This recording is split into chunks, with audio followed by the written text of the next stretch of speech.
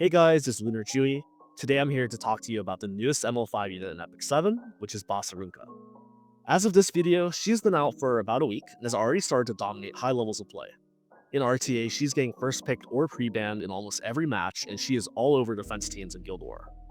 I want to explain her kit and her pull value in this video, but for a quick TLDR, I would say as a consistent Legend player, she is a must pull for anyone who is trying to push in PvP content. So first, let's talk about her skills. Starting with her passive, Vanguard of the Silent Expanse, this skill is a huge part of what makes her such a menace. She starts the game with the buff Ferocious Stand, which makes it so that you cannot target any enemy unit except for her. AoE skills will still damage the enemy team, but they cannot be targeted by single target skills. Something to point out is that this buff is undispellable, so buff dispels, strips, and reductions do not work against her. Popular units like ML Luna and ML Poly cannot strip this buff even with Soulburn. Boss Arunka also gets this buff at the end of her turn every turn, so if you do not inflict unbuffable to her, she will continue to keep the Ferocious Scan buff and self-push CR by 25% per hit every time she's hit. As long as she has this buff, you cannot ever target her teammate. Next is her skill 3, which is Coruscated Trajectory. This is a single target attack that fully strips the target's buffs before inflicting defense break on them.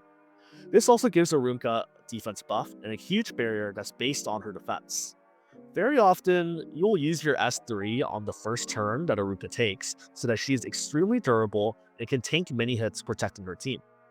This skill does a full strip into defense break, so that's also super lethal for any DPS ally that you have on your team that can follow up on this skill to blow up an enemy target.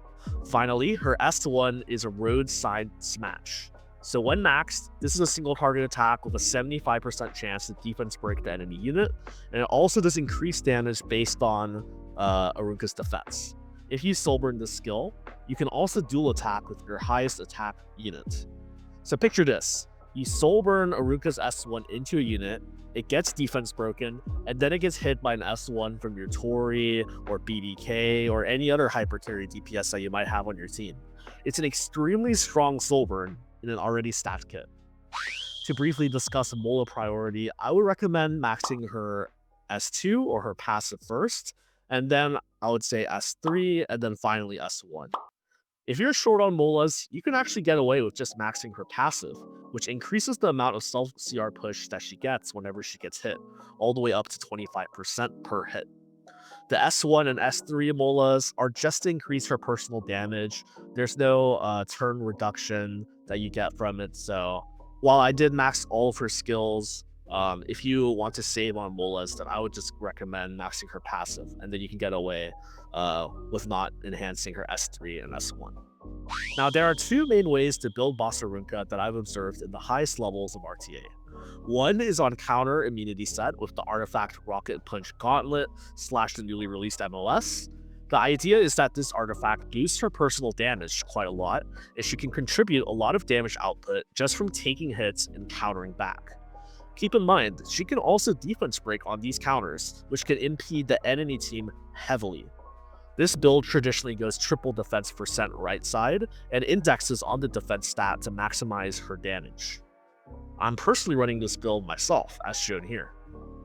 As you can see, I invested pretty heavily in putting my very best counter gear on her since she is such a strong unit right now. The other way to build her is full tank and just have her soak as much damage as possible. The idea is that you're unkillable and your ally units cannot ever be targeted.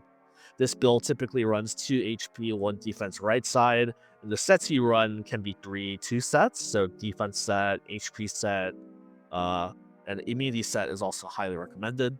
Both builds, whether you build counter or the full tank, typically like ER, and you can run between 80 to 120 ER. Any more is not recommended because it will probably compromise your bulk at that point. And immunity is generally non-negotiable for a base speed unit like Boss Arunka. So, to conclude this video, I want to reiterate that Boss Arunka is an extremely strong unit right now, and any player that wants to push an RTA or beef up their Guild War defense can highly benefit from pulling for her. She has an extremely unique kit and mechanics that are unlikely to see power creep in the future. For the upcoming RTA season, I imagine she will continue to see heavy play and will be a staple for the new meta. That's all for today. Thank you for watching.